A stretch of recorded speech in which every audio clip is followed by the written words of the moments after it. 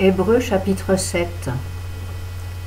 Car c'est ce Melchizedek, roi de Salem et sacrificateur du Dieu souverain, qui alla au-devant d'Abraham lorsqu'il revenait de la défaite des rois et qui le bénit.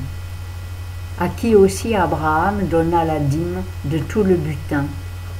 D'abord, Melchizedek signifie roi de justice. De plus, il était roi de Salem, c'est-à-dire roi de paix. Il a été sans père, sans mère, sans généalogie, n'ayant ni commencement de jour, ni fin de vie, rendu semblable au Fils de Dieu, il demeure sacrificateur pour toujours. Or, considérez combien est grand celui à qui Abraham, le patriarche, donna la dîme du butin. Et, tandis que ceux d'entre les fils de Lévi qui exercent la sacrificature ont l'ordre, selon la loi, de lever la dîme sur le peuple, c'est-à-dire sur leurs frères, qui cependant sont issus des reins d'Abraham, lui, qui n'était pas de la même famille qu'eux, il leva la dîme sur Abraham et bénit celui qui avait les promesses. Or, sans contredit, c'est l'inférieur qui est béni par le supérieur. Et ici, ce sont des hommes mortels qui prélèvent les dîmes. Mais là, il est attesté que celui qui les reçoit est vivant.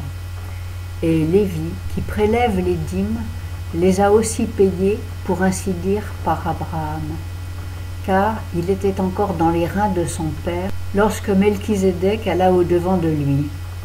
Si donc la perfection s'était trouvée dans le sacerdoce lévitique, car c'est à celui-ci que se rapporte la loi donnée au peuple, qu'était-il encore besoin qu'il se levât un autre sacrificateur selon l'ordre de Melchizedek et non selon l'ordre d'Aaron?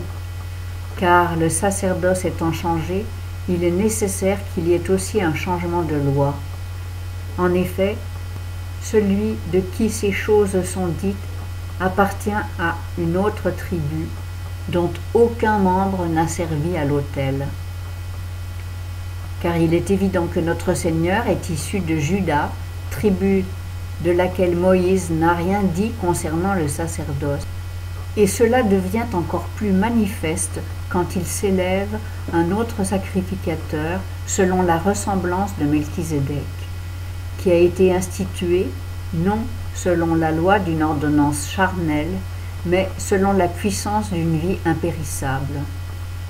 Car il rend ce témoignage: tu es sacrificateur pour l'éternité selon l'ordre de Melchizedek. Ainsi, la première ordonnance a été abolie à cause de sa faiblesse et de son inutilité. Car la loi n'a rien amené à la perfection, mais une meilleure espérance par laquelle nous nous approchons de Dieu a été mise à sa place. Et comme Jésus n'a pas été institué sans serment, car les autres ont été faits sacrificateurs sans serment, mais celui-ci l'a été avec serment par celui qui lui a dit: le Seigneur a juré et il ne se repentira point. Tu es sacrificateur pour l'éternité selon l'ordre de Melchizedek. Jésus est ainsi devenu garant d'une alliance d'autant plus excellente. Puis, quant aux sacrificateurs, il y en a eu un grand nombre parce que la mort les empêchait de subsister toujours.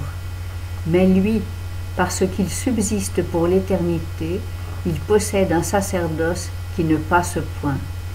C'est pourquoi aussi il peut sauver parfaitement ceux qui s'approchent de Dieu par lui, étant toujours vivant pour intercéder en leur faveur. Or, il nous fallait un tel souverain sacrificateur, saint, innocent, sans souillure, séparé des pécheurs et élevé au-dessus des cieux, qui n'eut pas besoin, comme les souverains sacrificateurs, d'offrir tous les jours des sacrifices, premièrement pour ses propres péchés, puis pour ceux du peuple, car il a fait cela une fois en s'offrant lui-même.